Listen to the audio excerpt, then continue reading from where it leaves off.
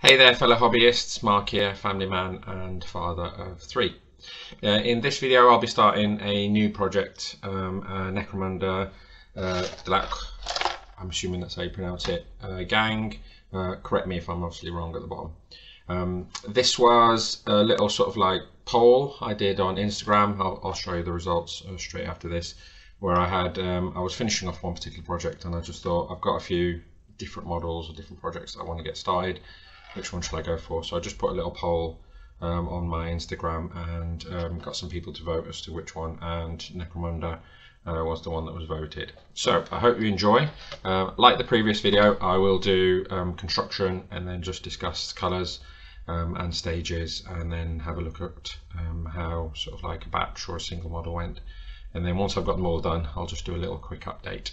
Okay, hope you enjoy.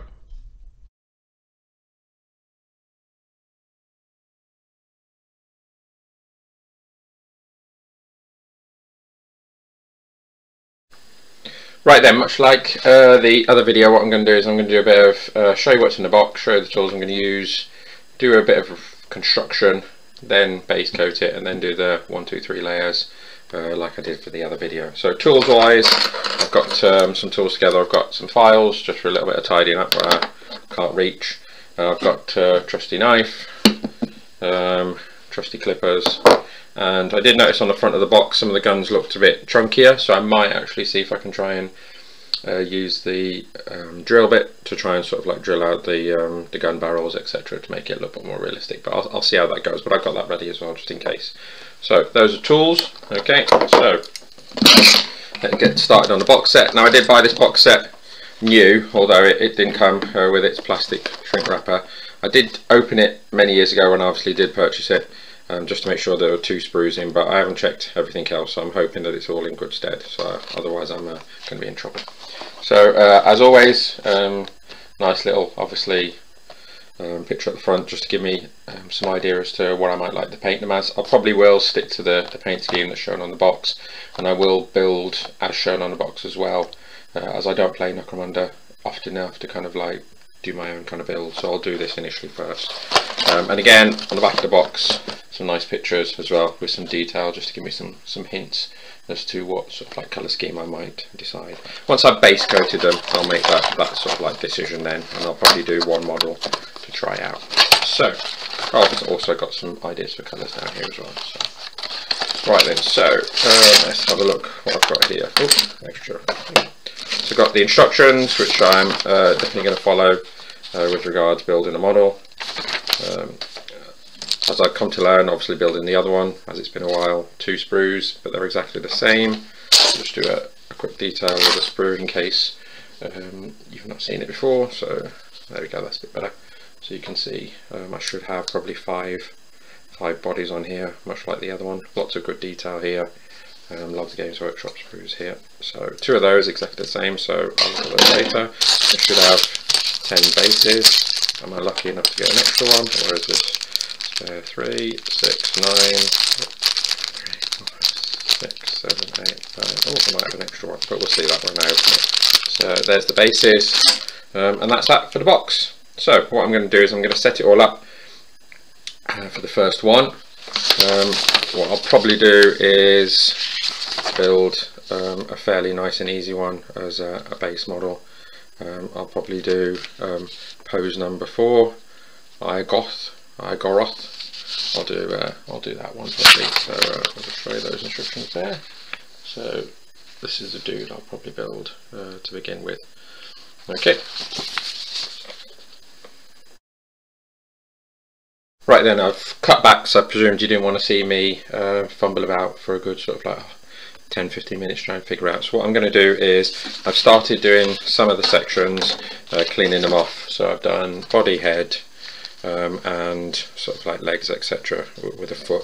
I'm going to chop this piece off and just show you how to do it, and then I'm just going to do a little bit of dry fitting and then cut, do the rest, and then show you the finished model in a minute.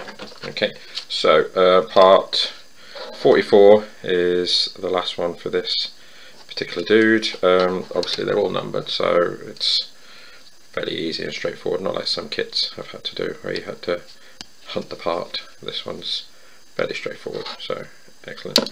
So use the clippers, obviously just to clip it, just like last time. And then just most of the time it's just the sections that you clipped, you just need a bit of a tidy up.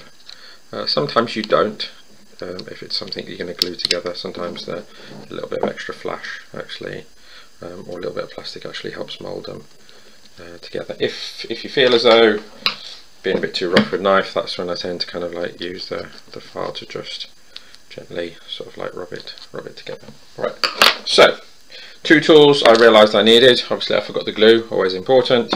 And if you're unlucky enough like me to have big hands, some of these parts are quite fiddly and little with regards the neck piece on this one. So in this instance I obviously needed these just to make sure that that little part's going to fit. So what I did was I just had a quick look on the image and tried to sort of like marry it up. I know it's a bit hard to see because obviously it's quite small, but looking at the picture, that section there looks to be the chin. So I'm going to use the tweezers just to make sure it sits into place. I've dry fit this so I know it roughly goes here. So it's always best to sometimes dry fit. A little bit of glue here because I obviously don't want to ruin the detail on the model and get it a little bit too much. So looking at the diagram, I just need to kind of like make sure that chin section kind of marries up. Oops. This is where I try it several times and it doesn't always fit, or I'm not going to get it in while on camera. There you go. So just ease that in there. Okay, might add just a little bit more glue just to make sure it sticks. There we go. So what I'll do is, before sticking on the head on top of this sort of like delicate bit, even though the instruction does indicate that, what I might do is I might just put the 2 halves of the body together. Again, because it's quite a thin and detailed model, initially I don't want to put too much glue in case I ruin the detail. So, and then using my tweezers, just make sure that goes in, give it a bit of a squeeze. Now hopefully the back of the body will support this neck, so fingers crossed. Fingers crossed. The head should fit nicely on, as such. Okay, there we go. So I'll put that to one side while that dries a little bit, and then do the foot.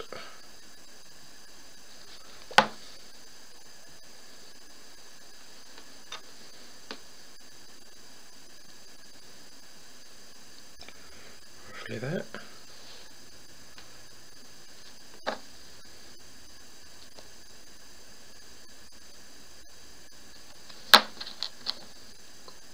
Let's do a dry fit, because I've only just got that bit up.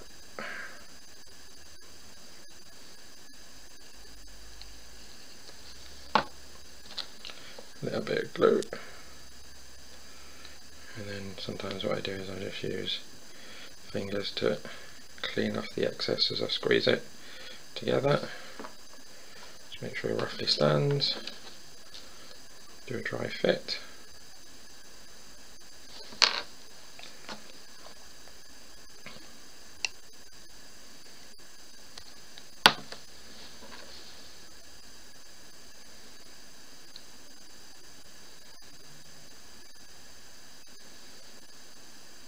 There you go. Okay, so what I'm going to do now is I'll cut, do the rest of the model, show you it finished, and then explain what I'm going to do next. Right then, again, save you having to sit while I put this one together.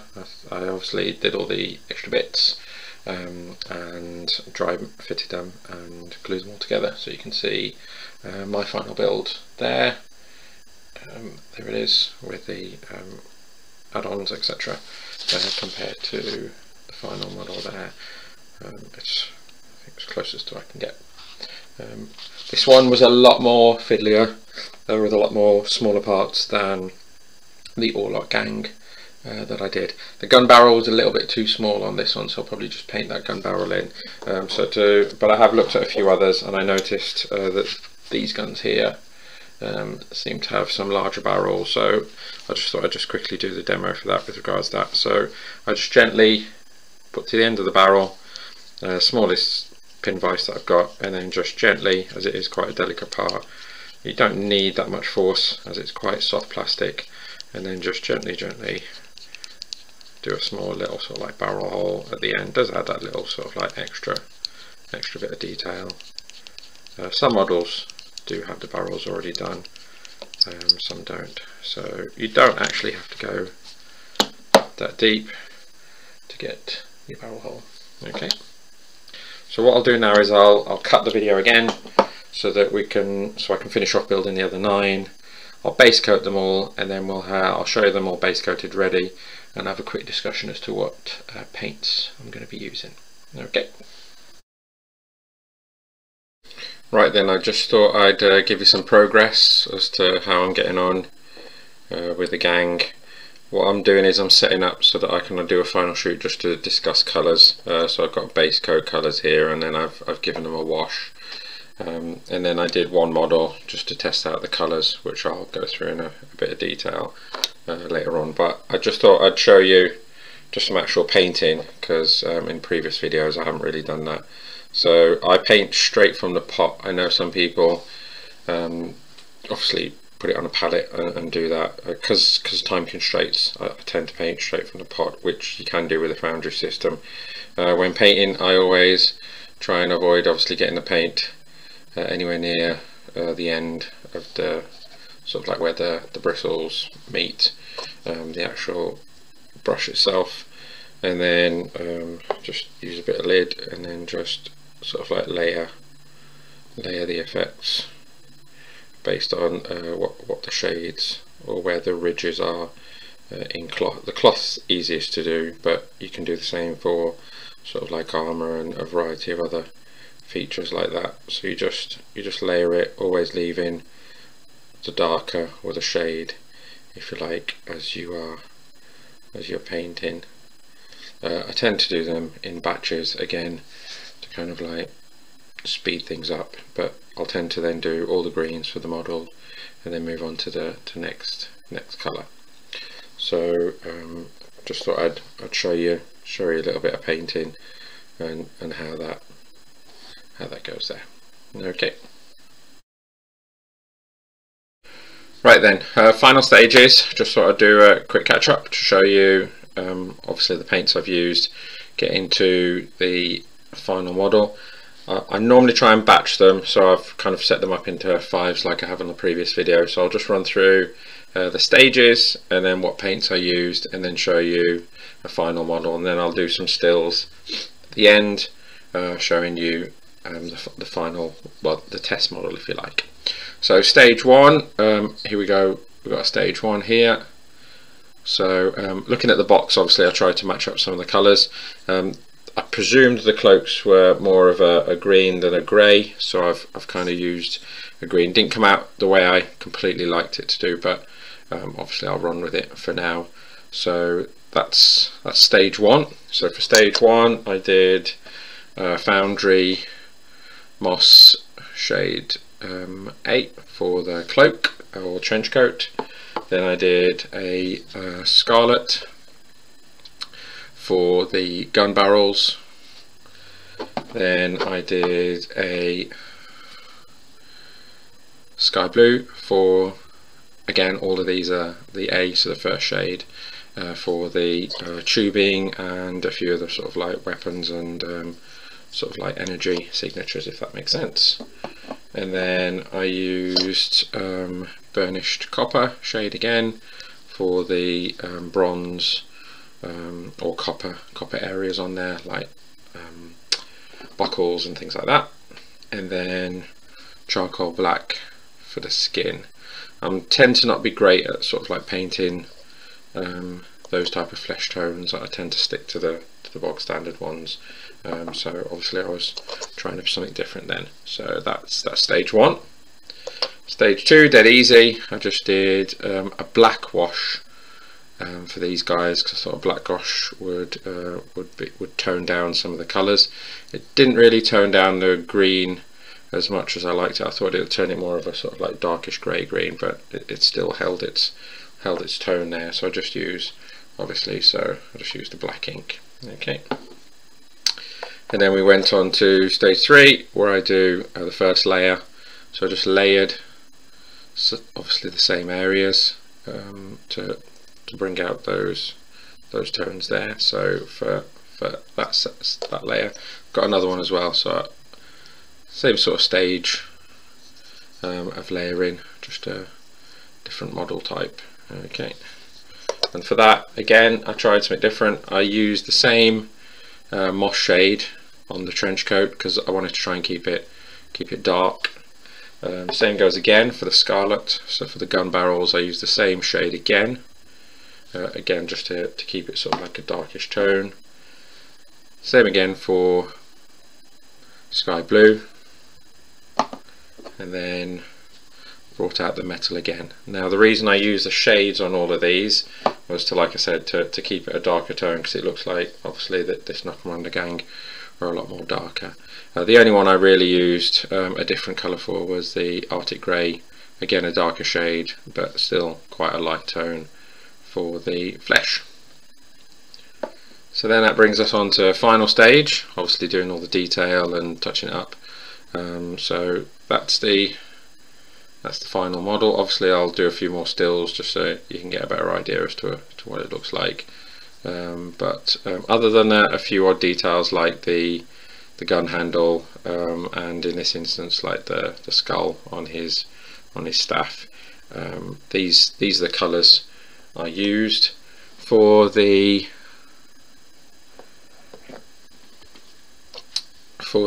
energy signatures, I used the next shade up, which was Sky Blue 21B, and then I used Arctic Grey for the skin, next one up. So this time I am actually moving up the scale for the foundry colours. I then used Scarlet 38B for the weapon, sort of like barrels, etc. I then used next one up for burnished copper, so the next one up for that, which is kind of like quite a nice sort of like metallic shade there. Does need a bit of a stir. And then for the trench coat, I used the next one up again there, the Moss 29B. So I didn't actually use the lighter shades for this, but that's because obviously I wanted to try and keep the model quite sort of like darkish looking. Although saying that, it did actually come out, the trench coat did come out quite lighter than I had anticipated, but nonetheless that's fine. And then I just used white to touch up certain areas. So what I did was, obviously in this instance, added a bit of white to the energy signature, so like the blue areas, and some of the skin tones, and in this particular model the skull on the staff. Okay. For the base I used, as I always do for Necromunda, just a dry brush of charcoal black, and then an old Space Wolf grey from Citadel, just to bring out the base there, as you can see there. There you go. And then that's the first layer. Okay. Alright then. Hi there. I hope you enjoyed watching that video with regards some techniques that I used to paint that Necromunda gang. Obviously I haven't finished them just yet. I've still got obviously another 9 to do, although I will make some form of progress as fast as possible, and then make another video just showing them all off once they're all done. As always, if you want to comment or make any suggestions, please do so. Personal thoughts on the project overall: I thought the models are as always, Games Workshop models are beautiful, especially the Necromunda with a great deal amount of detail, really interesting poses, etc. So really dynamic and stuff like that. The problem I find with them is because they're so detailed, I tend to spend a lot more time painting than I would any other normal model. so it does take me a considerable lot, but then I presume that's offset with the fact that there's far less models to paint. But other than that, I do enjoy painting them indeed, and assembling them and seeing what they look like at the end. Take care, hope you enjoyed the stills. Coming soon.